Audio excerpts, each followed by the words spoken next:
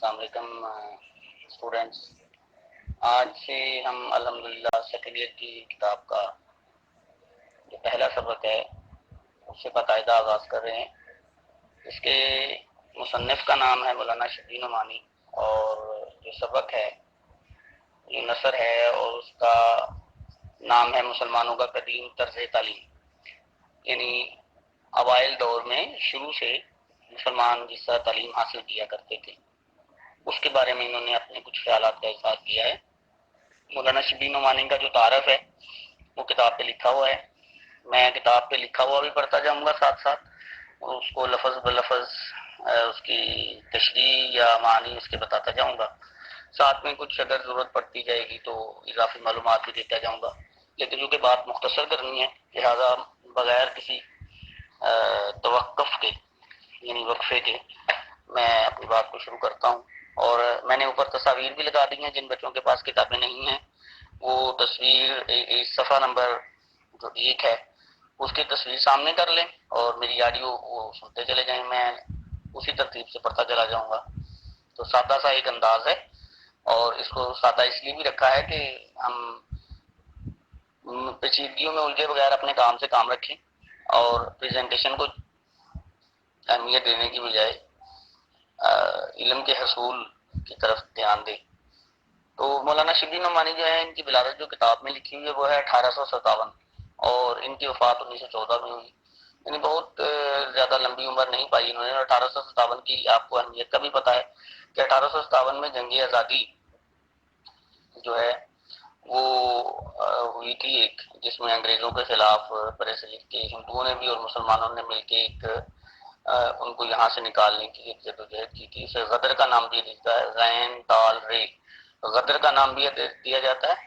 तो 1857 में एक बात आपके इल्म में होनी चाहिए कि उस वक्त सर सैयद अहमद खान जो हमारी सियासी इल्मी और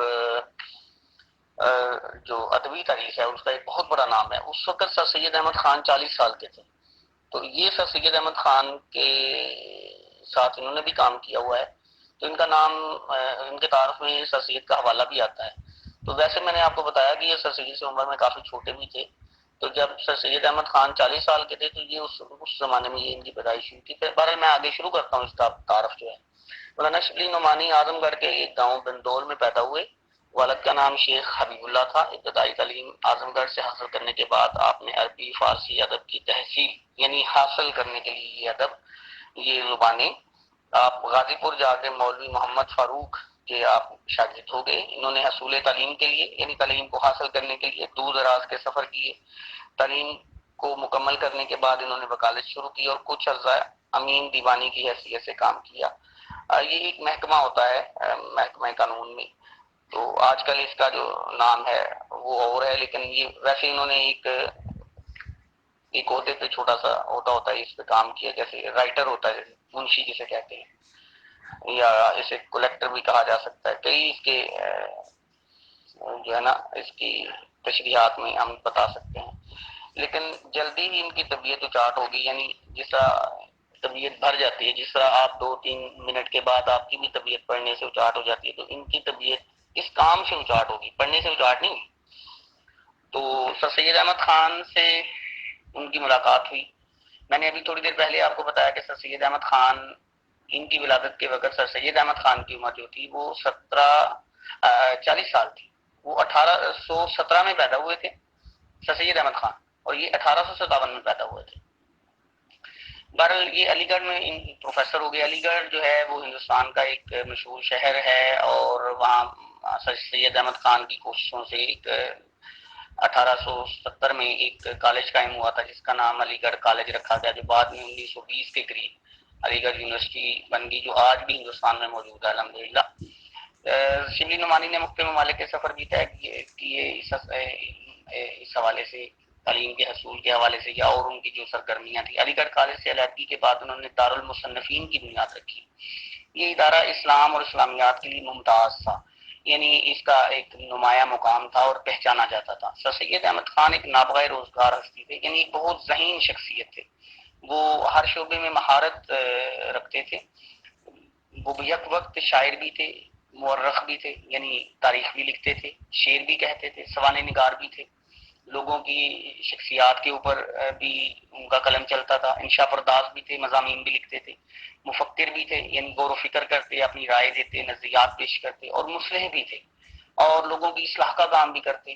اور مثلا انہوں نے رسول اللہ صلی اللہ علیہ وسلم کی زندگی پہ سر سید مولانا شبلی نعمانی جو ہیں انہوں نے اس پہ بھی قلم اپنا استعمال کیا، چلایا، اپنے خیالات کا اظہار کیا۔ اور اگر میں غلطی پہ نہیں ہوں اور انشاءاللہ نہیں ہوں تو اردو میں سیرت کی سب سے بڑی پہلی جو کتاب لکھی انہوں نے 6 جلدوں پر، سیرت النبی، اس کا انہوں نے آغاز کیا تھا۔ مکمل تو نہیں کر سکے، وہ ان کی وفات ہوگی، ان کے ایک اسٹوڈنٹ تھے، ان کے شاگرد تھے سید سلیمان ندوی، انہوں نے پھر اس کو مکمل کیا تھا۔ وہ سر سید کے دبستان سے وابستہ تھے، یعنی سر سید کے نقطہ نظر سے سر سید جس نظریات کے حامل تھے وہی نظریات یہ پسند کرتے تھے، ان کے دبستان سے وابستہ تھے، لیکن ان کا اسلوب اور طرز بیان منفرد ہے، یعنی وہ ان کا اسلوب یعنی انداز اور ان کا جو طریقہ کار ہے یہ ذرا مختلف تھا۔ وہ اپنی تحریر میں تشبیہات اور استعاروں کو استعمال کرتے، ان کی عبارت مختصر ہوتی، پرجوش ہوتی، تحریر ان کی رواں ہوتی، دلکشی ہوتی، یعنی پڑھنے والا اس میں اس کی روانی میں لطف محسوس کرتا اور بور نہیں ہوتا۔ وہ اپنی بات کو منطقی استدلال اور عقلی دلائل سے ثابت کرتے ہیں، وہ اپنی بات کو ہر بات جو ہے اس کو وہ عقل کے اوپر پرکھتے ہیں اور عقل کے اوپر دلیل دیتے ہیں اور اس سے اس بات کو ثابت کرتے ہیں۔ ان کو اردو کا پہلا مورخ ہونے کا اعزاز بھی حاصل ہے، یعنی پہلی اردو مورخ ہونے کا، یعنی آپ کو معلوم ہونا چاہیے کہ اردو زبان کی تاریخ کوئی اتنی پرانی نہیں ہے۔ میں تو سر جو آپ کو پہلے فرسٹ ایئر میں میں نے بتایا تھا، ضمن بات آ جاتی ہے تو میں پھر مجبور ہو جاتا ہوں کہ میں تھوڑی سی وضاحت کر دوں، کیونکہ میرا اپنا جو ہے طریقہ کا وہ یہ نہیں ہے کہ میں بس کتاب پہ لکھا ہوئے کو پڑھتا چلا جاؤں اور میں اس کی ارد گرد کی جو باتیں ہیں وہ نہ سمجھاؤں۔ میں اس کو علمی خیانت بھی سمجھتا ہوں اور میں اس کو نامناسب بھی سمجھتا ہوں۔ تو آپ کو معلوم ہونا چاہیے کہ 1830 کے قریب آ کے کہیں تو انگریزوں نے اردو کو ہندوستان میں رائج کیا، لیکن انہوں نے یہ مسلمانوں کی محبت میں رائج نہیں کیا تھا۔ دراصل انگریز جو تھے مسلمانوں کی جو پہلی زبان تھی فارسی، اس کو وہ کٹ آف کرنا چاہتے تھے، اس سے مسلمانوں کا سلسلہ توڑنا چاہتے تھے، لہذا انہوں نے اس بغض میں، ایک اردو کا محاورہ ہے نا کہ حب علی اور بغض معاویہ، یعنی اردو کی محبت میں انہوں نے یہ کام نہیں کیا تھا، انہوں نے فارسی کے بغض میں یہ کام کیا تھا۔ اور انہوں نے 1830-35 کے قریب آگے انہوں نے اردو زبان کو دفتروں میں رائج کرنا شروع کیا تھا۔ تو مطلب میں یہ کہہ رہا تھا کہ اردو کی جو تاریخ ہے وہ اتنی پرانی نہیں ہے، یہ پہلے اس کے مورخ ہونے کا ان کو احساس بھی حاصل ہے۔ ان کی تاریخ نگاری کی بنیاد تحقیق اور سند پر ہے۔ یہ جملہ بڑا عام ہے کہ وہ جو تاریخ لکھتے ہیں وہ پہلے اس پر تحقیق کرتے ہیں، پھر اس کی سند دیکھتے ہیں۔ اب سند کا جو لفظ ہے، اب چونکہ ہمارے ہاں اردو زبان جو ہے اس پر غور و فکر تو بہت ہی ناپید ہو چکا ہے، یعنی کم ہو چکا ہے، ختم ہونے کے قریب ہے، لوگ غور و فکر ہی نہیں کرتے کہ ہم بول کیا رہے ہیں۔ ہمارے میڈیا نے، ہمارے عام روزمرہ کی بول چال نے اور سوشل میڈیا نے اردو کا وہ حشر کر دیا ہے کہ وہ نشر کرنے کے قابل بھی نہیں رہا ہوا اردو جو ہے، کہ کیا اس کا حال ہوا ہے۔ تو انہوں نے یہ کیا کہ سند جو ہے نا، سند کو ویسے تو انگریزی میں سرٹیفکیٹ بولتے ہیں، یہ جو آپ سند لینے آتے ہیں، یہ ہم نے سند حاصل کرنی ہے۔ یہاں جو سند ہے، یہاں سند کا مطلب ہے روایت، یعنی میں نے اگر ایک چیز بیان کی ہے، مثلا چلو میں آپ کو اس کی مثال سمجھاتا ہوں، ہم حدیث پڑھتے ہیں، حدیث ہے انما الاعمال بالنیات، اعمال کا دار و مدار نیتوں پر ہے۔ اب یہ حدیث جو ہے رسول اللہ صلی اللہ علیہ وسلم نے بیان کی، ان سے کسی صحابی نے سنی، پھر آگے نے سنی، پھر آگے آگے آگے آگے آگے چلتے چلتے یہ امام بخاری جو حدیث کے بہت بڑے امام ہیں اور ائمہ حدیث میں ان کا سب سے اوپر top of the list number 1 پر ان کا نام ہے، انہوں نے جب یہ سنی تو انہوں نے ان تمام لوگوں جنہوں نے یہ حدیث بیان کی ہے نا، ان لوگوں کے ناموں کو بھی دیکھا اور ان لوگوں کے ناموں کو دیکھنے کے ساتھ ساتھ ان کے حالات زندگی کو بھی دیکھا۔ تو جو نام ہے نا ان تمام لوگوں کے، مثلا رسول اللہ صلی اللہ علیہ وسلم سے لے کر امام بخاری تک اگر 10 لوگوں نے اس حدیث کو اپنے اپنے وقت میں بیان کیا تو وہ جو 10 لوگ ہیں نا وہ سند ہے اس حدیث کی۔ اور ان لوگوں کے حالات زندگی پر جو تحقیق کی ائمہ حدیث نے، حدیث کے جو امام ہیں انہوں نے، یا امام بخاری کا اگر میں اس وقت ذکر کر رہا ہوں، تو وہ جو پوری تحقیق کا علم ہے اسے اسماء الرجال کا علم کہا جاتا ہے. یہ آگے اس سبق میں آئے گا بھی، اس کا اسماء الرجال جب میں پڑھوں گا تو اس وقت سمجھا دوں گا. تو یہ دو چیزیں میں نے آپ کو یہاں سمجھائی. یعنی وہ سنی سنائی باتیں نہیں کرتے کہ جیسے ہم کوئی بات کر دیتے ہیں جی ہاں جی وہ ایسے ہے، اور ہمارے اکثر فیس بک پہ اور واٹس ایپ پہ اور یہ اس طرح سنی سنائی کہانیاں چل رہی ہوتی ہیں جن کو دین کا نام دے دیا جاتا ہے. ہر قول کو حضرت علی کا نام دے کے انہوں نے فیس بک پہ چڑھایا ہوتا ہے، ہر شعر کو علامہ اقبال کا شعر بنایا ہوتا ہے. تو اگر تحقیق کی جائے تو ثابت ہوتا ہے کہ یہ بات ایسی نہیں ہے. تو ان کا جی ایک طرز فکر تھا، طرز تحریر یہ تھا کہ وہ تحقیق کیا کرتے تھے لکھنے سے پہلے کہ واقعی یہ بات درست ہے. پھر اس کی سند لیتے تھے. وہ سند سے مراد یہ ہے کہ وہ اس کی تہ تک پہنچتے تھے، اس کے ماخذ تک پہنچتے تھے کہ یہ کہاں سے چلی ہے بات، اس کو آگے کس نے بیان کیا، آگے کس نے بیان کیا، آگے کس نے بیان کیا، اور مجھ تک یہ بات کیسے پہنچی ہے. تو یہ پوری سند کے حوالے سے وہ تحقیق کرتے اور بات کرتے. ان کا سب سے بڑا کارنامہ سیرت النبی ہے. اگرچہ وہ تصنیف یعنی وہ اس تحریر کو اپنی اس تصنیف کو تخلیق کو اپنی زندگی میں مکمل نہیں کر سکی. ان کی وفات کے بعد ان کے ہونہار شاگرد سید سلیمان ندوی نے اس کی تکمیل کی. ان کی مشہور تصانیف جو کتاب میں لکھی ہوئی ہیں وہ سیرت النبی ہے، الفاروق ہے، المامون ہے، الغزالی ہے، سیرت النعمان ہے اور الشیر العجم ہے. تو اس میں سیرت النبی الحمدللہ میں نے پڑھی ہوئی ہے، الفاروق بھی میں نے پڑھی ہوئی ہے. الفاروق بڑی مشہور کتاب ہے. الفاروق میں آپ کو مشورہ دوں گا کہ تمام بچے اس کتاب کو پڑھیں. یہ حضرت عمر فاروق رضی اللہ تعالیٰ عنہ کی زندگی پر بہت ہی خوبصورت ایک یوں سمجھ لیں کہ ایک ماسٹر پیس ہے. اور اس کو پڑھ کے انسان کو پتہ چلتا ہے کہ وہ کس قسم کی شخصیت تھے اور نظام حکومت چلانے کے لیے کون سی خصوصیات درکار ہوتی ہیں.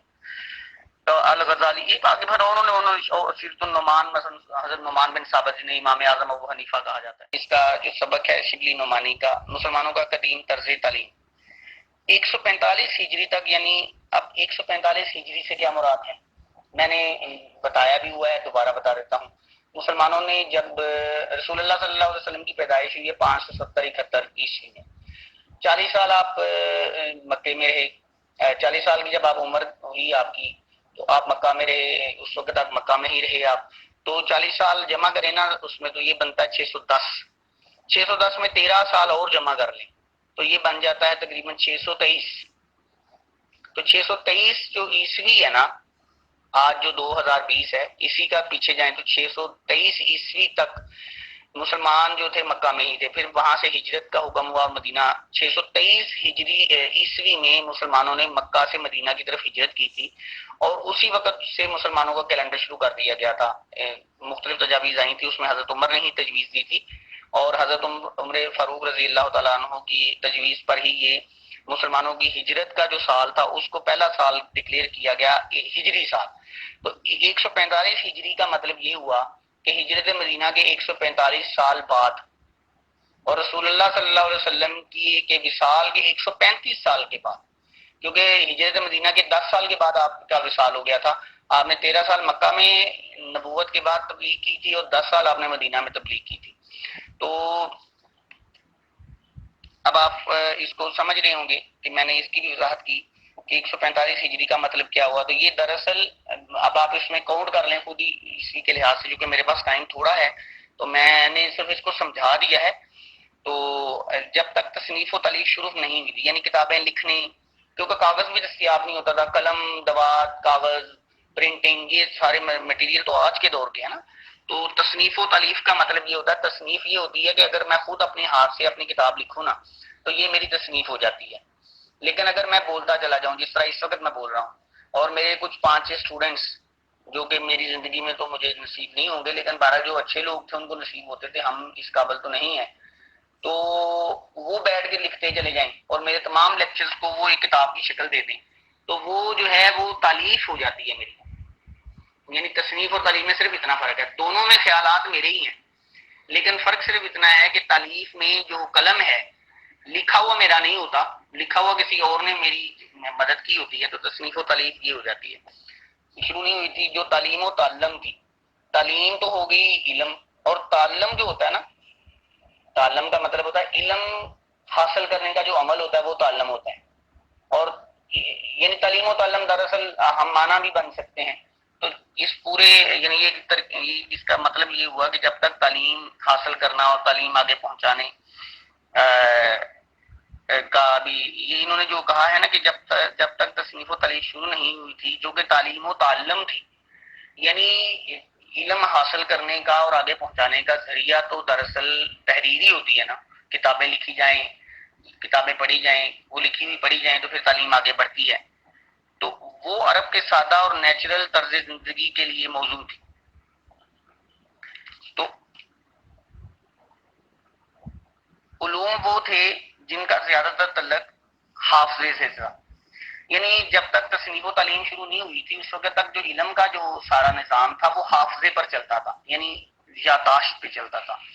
آپ کو معلوم ہے کہ عربی جو لوگ ہیں، عرب، وہ اپنے آپ کو اپنے لیے پڑھنا لکھنا وہ اپنی انسلٹ سمجھا کرتے تھے. وہ کہتے تھے پڑھنا لکھنا جو ہے وہ اتنا اعلیٰ کام نہیں ہے، ہم اپنے حافظے میں چیزوں کو رکھتے ہیں اور ہم پڑھنے کو پسند نہیں کرتے، جو چیز ہم سن لیتے ہیں وہ ہم یاد کر لیتے ہیں. اور یہی ان کے فخر کی ایک، وہ اپنے آپ کو اس کی اپنے لیے باعث فخر سمجھا کرتے تھے. اس وقت جو جب تک کتابیں لکھانا شروع نہیں ہوئی تھی اس وقت جو علوم ہیں وہ شبلی نعمان کہتے ہیں کہ اس وقت کے علوم کا جب کتابیں ابھی لکھی جانے شروع نہیں ہوئی تھی ایسے ہی رکھتے تھے جن کا تعلق حافظے سے ہوتا تھا. بحث طلب مسائل جو تھے وہ بھی معمولی فہم کی دسترس سے باہر نہیں تھے. اس وقت جو بحثیں ہوتی تھی وہ بھی چھوٹی چھوٹی ہوتی تھی، معمولی فہم، معمولی عقل اور علم و فہم والے لوگ جو تھے وہ بھی اس کو سمجھ جاتے تھے. طرز تعلیم تو بالکل ویسا ہی تھا، یعنی سند اور روایت. یہ میں نے پچھلے تعارف میں بھی بتا دیا ہے، سند اور روایت ایک ہی چیز ہے. سند حوالے کو بھی کہتے ہیں، یعنی وہ لوگ جو علم کو بیان کرتے ہیں نا وہ اس کی سند ہوتے ہیں. مثلا ابھی دیکھیں، میں آپ کو جدید اس کا ایک حوالہ دے دیتا ہوں. مثلا آئنسٹائن ہے، مثلا نیوٹن ہے، مثلا نیل بوہر ہے، مثلا ڈالٹن ہے. کوئی جو بھی سائنسدان نے جو تحقیق کی ہے وہ تحقیق انہوں نے کی اور وہ پہنچی ہم تک. ان کو درمیان میں جن جن کتابوں پہ جن جن رائٹرز نے ان کو انڈورس کیا ہے، یعنی اس کو مانتے گئے ہیں، وہ ان کی سند ہے. دراصل وہ جتنے بھی لوگ ہیں انہوں نے اس کو سرٹیفائی کیا ہے کہ یہ واقعی ڈالٹن کا نظریہ ہے، یہ واقعی بوہر کا ماڈل ہے، یہ واقعی اس کا چارلس کا اور بوائلز کا لا ہے، وغیرہ وغیرہ. اسی طرح باقی علوم میں بھی سند اور حوالہ بڑا ضروری ہوتا ہے کہ یہ بات چلی کہاں سے، درست کتنی ہے. تو طرز تعلیم اس طرح چلتا تھا کہ سند بھی چلتا تھا، حوالے بھی چلتا تھا. دادے سے، باپ سے دادا، دادا پردادا، نسل در نسل یہ سند چلتی، لوگ ان کے سندیں سنتے اور علم کو حاصل کرتے، جو قدیم زمانے سے ان میں رائج تھا. لیکن 100 برس کی مدت میں تمدن بہت ترقی کر گیا. اب تمدن ایک وسیع المعانی لفظ یہاں استعمال ہو. تمدن کا مطلب یہ مدن سے نکلا ہے، مدن شہر کو کہتے ہیں. تو یہ تمدن کا مطلب ہو گیا مدنیت، یعنی شہریت، یعنی شہری زندگی، یعنی جدید زندگی بہت ترقی کر گیا. اسی نسبت سے تعلیم بھی زیادہ وسیع اور مرتب اور باقاعدہ ہو چلی. اسی طرح جو تعلیم ہے وہ بھی بہت زیادہ جو ہے اس کے وہ وسیع ہوتی چلی گئی، اس کے حاصل کرنے کے طریقے بھی، اور اس کے اندر علوم و فنون بڑھتے چلے گئے. اس دور میں جن علوم کو رواج عام حاصل ہوا، یعنی جو علم زیادہ پنپے، بڑے، آگے بڑھے، ان میں نحو آتا ہے، معنی، لغت، فقہ، اصول، حدیث، تاریخ، اسماء الرجال، طبقات اور ان سے متعلقات تھے. متعلقات کا مطلب ہے ان سے جڑے ہوئے، یعنی ان سے ریلیٹڈ. اور اسماء الرجال میں نے ابھی آپ کو بتایا جو سند اور شخصیات کے حوالہ جات اور ان کی حالات زندگی کا جو علم ہے. حدیث، تاریخ، یہ سارے میں نے آپ کو بتایا. لغت گرامر کو کہتے ہیں. فقہ کا یہاں جو مخصوص معنی ہے وہ یہ ہے قرآن مجید اور احادیث کے اندر جو غور و فکر کرنا اس کو فقہ کہتے ہیں. اصول، یعنی اصول فقہ جو ہوتے ہیں، ہر چیز کے جو اصول بنانا، رولز بنانا. نحو، معنی، یہ گرامر سے متعلقہ چیزیں ہیں. تو یہ بڑھتی چلی گئی، ان کے شعبے بڑھتے چلے گئے تعلیم کے. عقلی علوم کا سرمایہ وہ بہت کچھ جمع ہو گیا تھا مگر رواج عام حاصل نہ کر سکا، جس کی وجہ یہ تھی کہ سلطنت نے اس کی اشاعت پر چندہ زور نہیں دیا.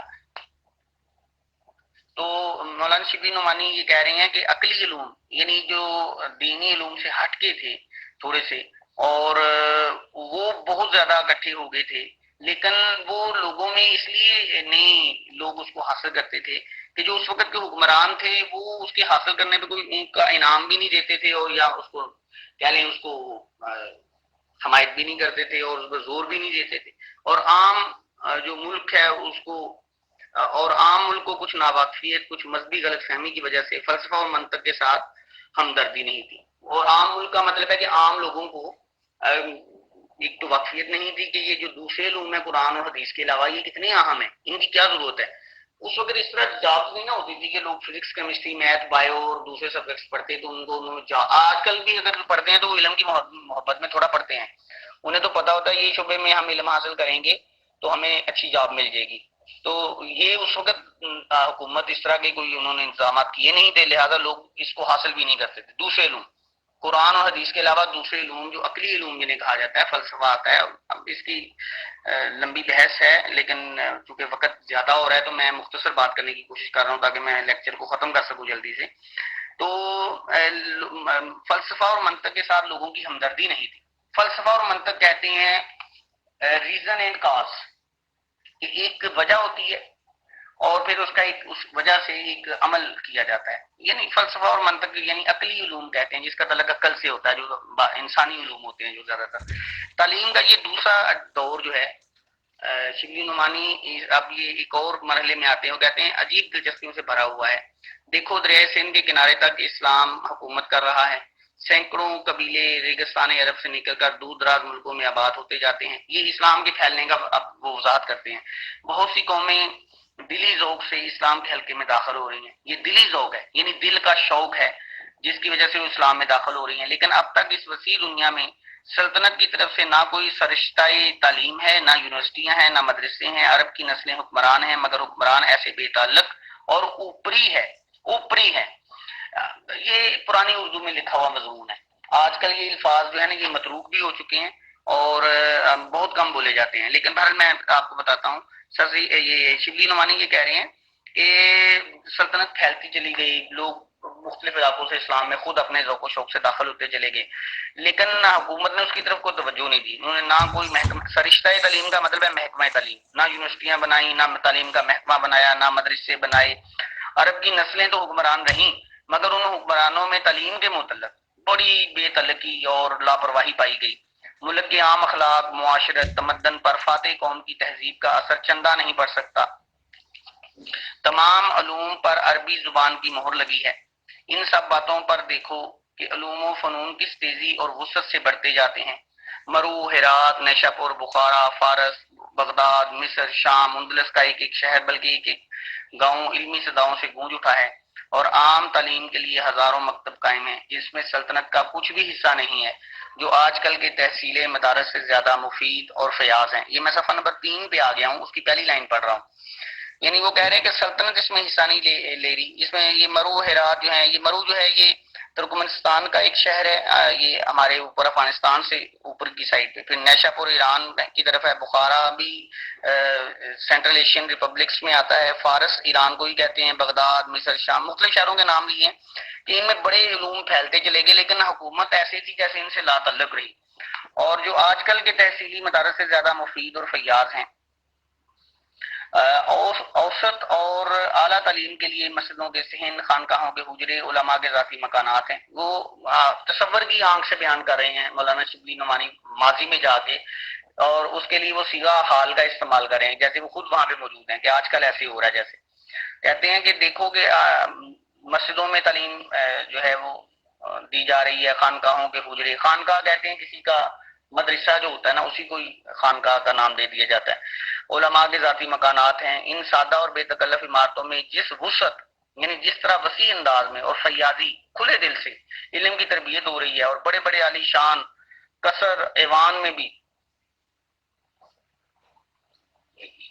اس طرح کی تعلیم تب دی جاتی تھی کہ بڑے بڑے عالی شان قصر اور ایوان یعنی بڑے بڑے محلات کی طرح کی عمارتیں بعد میں بنائی گئیں جو 5ویں صدی کے آغاز میں بنائی گئی، لیکن اس میں بھی اس سے زیادہ تعلیم نہیں دی جا سکتی تھی جو ان چھوٹے چھوٹے حجروں میں، مسجدوں میں، ذاتی مکانات میں مسلمانوں نے اوائل دور میں اپنے عوام کو دی۔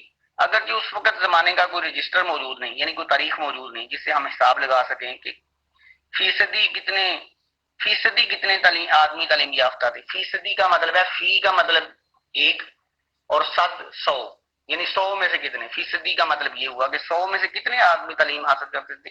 لیکن تذکرے، تراجم، اسماء الرجال، طبقات کی سینکڑوں ہزاروں کتابیں موجود ہیں جس سے ہم صحیح اندازے کے قریب پہنچ سکتے ہیں۔ اگرچہ متواتر انقلابات، تخت گاہوں کی بربادی، یہ اس میں انہوں نے کہا ہے کہ متواتر انقلابات کا مطلب ہے حکومتوں کا الٹنا پلٹنا، بدلنا نظام کا، تخت گاہوں کی بربادی یعنی بادشاہوں کی کے تختوں کا کے لیے ایک دوسرے کو قتل کرنا، اسپین کی تباہی، تاتار کی عام غارت گری کے بعد ہمارے پاس جو کچھ رہ گیا وہ ہزار میں ایک بھی نہیں۔ یہاں شبلی نعمانی ذکر کرتے ہیں بغداد کا اور تاتار کا۔ یہ چنگیز خان کے پوتوں نے، ہلاکو خان وغیرہ نے برباد کر دیا تھا، اور اس وقت بغداد جو تھا عراق کا شہر بغداد، یہ مسلمانوں کے علوم و فنون کا مرکز ہوتا تھا، اور کہا جاتا ہے کہ اس نے اس کی لائبریری میں سے کتابیں نکال کے تو دریائے دجلہ اور فرات میں پھینکی تھی، ان کی سیاہی سے وہ اس کا پانی سیاہ ہو گیا تھا، اتنی کتابیں مسلمانوں کی ضائع کر دی تھی اس نے۔ تو اس نے کہا کہ جب یہ تمام حادثات ہوئے تو اس کے بعد مسلمانوں کے پاس علم کا سرمایہ بہت تھوڑا رہ گیا، اس وجہ سے ہزاروں لاکھوں ناموروں کی صورتیں، ناموروں کا مطلب ہے مشہور لوگوں کی صورتیں، نام زمانے کی تاریخی نگاہ سے چھپ گئی، یعنی ان لوگ ان کو جان ہی نہیں پائے، ان کی لکھی کتابوں میں لکھے ہوئے سرمایے سے بھی لا علم رہے۔ تاہم ہر عہد میں ہم سینکڑوں ماہرین اور مجتہدین کا فن کا نشان دے سکتے ہیں، لیکن ہر عہد میں پھر بھی ہمارے پاس اتنے ماہرین پیدا ہوئے پرانی طرز تعلیم کی وجہ سے، جو کہاں دیا جاتا تھا؟ مسجدوں میں دیا جاتا تھا، خانقاہوں میں دیا جاتا تھا، مدرسوں میں دیا جاتا تھا۔ صرف ہم اثر و ہم وطن اہل کمال کی فہرست اگر تیار کی جائے تو بھی بہت سی جلدیں تیار ہو سکتی ہیں۔ یعنی اگر ہم آج، وہ کہتے ہیں کہ اگر ہم آج بھی بہت سے اپنے، ہم اثر کا مطلب ہے ہم زمانہ، اور ہم وطن کا مطلب ہے ایک ہی وطن میں رہنے والے، تو انہوں نے کہا کہ ایسے ایسے مسلمانوں کے اندر نایاب شخصیات پیدا ہوئی علمی حوالے سے، کہ جن کو زمانے کے لحاظ سے یا ایک جگہ پہ رہنے کی وجہ سے بھی اگر ان کی لسٹ تیار کی جائے تو بہت ساری جلدیں بن جاتی ہیں۔ ڈاکٹر سپرنگر تخمینہ کرتے ہیں، تخمینہ یعنی اندازہ لگاتے ہیں، اور سپرنگر یہ ایک مستشرق ہے، میں آگے جا کے اس کو آپ کو وضاحت بھی کروں گا۔ اس کو میں نے پہلے بھی بتایا ہوا ہے، اورینٹلسٹ کہتے ہیں انگریزی میں، اور مستشرق کا مطلب ہوتا ہے جو ہوتا تو مغربی شخص ہے، یعنی انگریز وغیرہ کہہ رہے ہیں یورپ میں رہتا ہے لیکن تحقیق وہ مشرق پر کرتا ہے۔ تو وہ اندازہ لگاتے ہیں کہ مسلمانوں کے اسماء الرجال میں 5 لاکھ مشہور عالموں کا حال مل سکتا ہے۔ اسماء الرجال کا مطلب ہوتا ہے، میں نے ابھی کچھ دیر پہلے آپ کو بتایا تھا کہ جو شخص کوئی حدیث بیان کرتا ہے، کوئی قول بیان کرتا ہے رسول اللہ صلی اللہ علیہ وآلہ وسلم کا، تو مسلمانوں نے ہر حدیث بیان کرنے والے شخصیت کے حالات زندگی لکھے ہیں، اس پر بحث کی ہے۔ ان تمام شخصیات جنہوں نے حدیث بیان کی ان کی تعداد لاکھوں میں ہے، اور ان تمام شخصیات کا جو علم ہے حالات زندگی کا، اس کو مجموعی طور پہ اسماء الرجال کہا جاتا ہے۔ اسماء اسم کی جمع ہے، اور رجال رجل کی جمع ہے، رجل مرد کو کہتے ہیں اور اسم نام کو کہتے ہیں۔ تو اسماء الرجال کا لفظی مطلب ہو گیا مردوں کے نام، یعنی کہ شخصیات کے نام، ان لوگوں کے نام جنہوں نے اس علم میں اپنا اپنا حصہ ڈالا ہے۔ تو کہا جاتا ہے کہ مسلمانوں کا جو اسماء الرجال کا علم ہے یہ تاریخ انسانی کا سب سے بڑا تحقیقی کام ہے، اس کے مقابلے کا کوئی کام انسانی تاریخ میں آج تک ہوا ہی نہیں ہے۔ اس کو انڈر لائن بھی کر لیں، یہ بہت مشہور آپ کے لیے کہہ لیں ایک بات ہے جو آپ کو سمجھ میں آپ کو ذہن نشین کر لینی چاہیے۔ آپ اگر یہ قیاس لگایا جائے کہ تعلیم یافتہ گروہ میں کس نسبت سے ایک صاحب کمال پیدا ہوتا ہے تو عام تعلیم کا ایک معقول اندازہ ہو سکتا ہے۔ یعنی اب وہ آگے اپنا خیال کرتے ہیں کہ کیسے پتا چلے کہ کتنے لوگوں میں ایک بڑی شخصیت پیدا ہوتی ہے، تو کہتے ہیں کہ یہ پھر ایک عام سا ایک اندازہ ہی ہو سکتا ہے، یہ کوئی کنفرم فارمولا نہیں ہے کہ اگر اتنی تعلیم ہو تو پھر اس میں اتنے بڑے لوگ پیدا ہوتے ہیں، اور اتنی تعلیم ہو تو اتنے کم لوگ پیدا ہوتے ہیں۔ مشہور علماء کے تعلیمی حالات پڑھو تو ایک ایک استاد کے حلقہ درس میں سینکڑوں بلکہ ہزاروں طالب علم مشغول درس نظر آئیں گے، یعنی درس حاصل کرتے نظر آئیں گے۔ علامہ ذہبی لکھتے ہیں کہ اس زمانے کے بعد حلقہ درس ایسے ہوتے تھے جس میں 10,000 سے زائد دواتیں رکھی جاتی تھی۔ آج کل تو بال پین ہے نا آپ کے پاس اور مارکیٹ سے مل جاتی ہے، اس زمانے کے حالات اور تھے، قلم دواتیں ہوتی تھی، ہم نے ان قلم دواتوں سے لکھا ہوا ہے۔ اس میں وہ لیکوڈ پانی ڈالتے تھے، پانی میں وہ صفوف کی طرح نا پاؤڈر کی طرح کی کالے رنگ کی سیاہی ڈالتے تھے، اور وہ اندر کا کپڑے کا ایک چھوٹا سا ٹکڑا بھی رکھ دیتے تھے جو اس کو جذب کر لیتا تھا، اور اس کے اوپر لکڑی کا قلم ہوتا تھا۔ 10,000 آپ اندازہ کریں کہ ایک مدرسے میں اگر لوگ پڑھتے ہوں تو 10,000 کو کم تعلیم نہیں. یہ جو آپ کا army public school and college جو ہمارا ہے ادھر، اس کی میرا خیال ہے میں اگر محتاط اندازہ بھی لگاؤں 2-2,500 تعداد ہوگی، لیکن آپ دیکھیں کتنا بڑا ادارہ ہے. تو اس سے بھی وہ 5 گنا بڑا بتا رہے ہیں. 10,000 کے قریب ہی رکھی جاتی تھی. وہ لوگ حدیث نبوی لکھتے، اس پر بڑے بڑے مجمع میں 200 امام حاضر ہوتے. اور امام کا مطلب ہے اسکالرز، استاد. یعنی ایسی ایسی مسلمانوں کے اندر شخصیات پائی جاتی ہیں، ایسی ایسی جگہ پائی جاتی ہیں، ایسے ایسے مدارس پائے جاتے جس میں 10,000 اسٹوڈنٹ ہوتے اور 200 ٹیچرز وہاں پہ، امام بھی حاضر ہوتے جو اجتہاد اور فتویٰ دینے کی پوری قابلیت رکھتے. اجتہاد ایک آپ کو اسلامیات میں آپ نے پڑھا ہوگا کہ قرآن اور حدیث سے دلیل لے کر تو موجودہ زمانے کے تحت اگر فیصلہ کیا جائے تو اس کو اجتہاد کہتے ہیں. تو اور فتویٰ دینے کی صلاحیت رکھتے ہیں. تو یہ مسلمانوں کا قدیم طرز تعلیم کی ایک تھوڑی سی تصویر انہوں نے کھینچی ہے کہ اتنا نادر نایاب اور خوبصورت انداز ہوتا تھا کہ بغیر اسکول کالج کے لوگ ذاتی طور پہ انہوں نے تعلیم کو اتنا فروغ دے دیا تھا. سلطنت کی جو ہے نا رہنمائی کے بغیر، سلطنت کی میرے ذہن میں لفظ نہیں آ رہا اس وقت، کیا اسے کہتے ہیں، رہنمائی کے بغیر، اور سلطنت اس کی وہ حوصلہ افزائی بھی نہیں کرتی تھی، سپورٹ بھی نہیں کرتی تھی. تو اس کی حوصلہ افزائی کے بغیر لوگوں نے خود علم کو اتنا درجہ دے دیا. تو اس دور میں تعلیم کا مستند طریقہ وہی تھا جو آج مہذب ملکوں میں جاری ہے، یعنی املا، جس کو اردو میں لیکچر دینا کہتے ہیں. اگرچہ ہم املا کا لفظ اور بھی کئی معنوں میں استعمال ہوتا ہے، املا لکھنے کے معنوں میں بھی استعمال ہوتا ہے، لیکن بہرحال انہوں نے یہ ایک اس کا دوسرا مطلب بھی بتایا کہ اس زمانے میں بھی لیکچر دیا جاتا تھا. استاد ایک بلند مقام پہ بیٹھتا، کرسی پر، ممبر پر بیٹھ جاتا، اور کسی بھی فن کا مطلب ہے سبجیکٹ. جیسے فزکس ہے، فزکس کے اندر بہت سے جو ٹاپکس ہیں آپ کے، تو فن کو آپ ٹاپک بھی کہہ لیں، فن کو آپ سبجیکٹ بھی کہہ لیں. فن شعبہ اس کا ویسے مطلب بنے گا. کسی بھی شعبے پر مسائل زبانی جگہ پہ طالب علم جو ہمیشہ قلم دبا لے کر بیٹھتے تھے، ان تحقیقات کو استاد کے خاص لفظوں میں لکھتے جاتے تھے. اس طرح ہر ایک کی مستقل کتاب تیار ہو جاتی اور امالی کے نام سے مشہور ہو جاتی. وہ جو لکھتے، میں نے ابھی آپ کو کہا تھا کہ جو لکھی جانے والی کتاب ہوتی ہے اس کو تالیف کہتے ہیں، جو دوسرے لکھتے ہیں، اور اگر میں خود لکھوں تو وہ میری تصنیف ہو جاتی ہے. تو اس وقت اس کو امالی کہا جاتا تھا.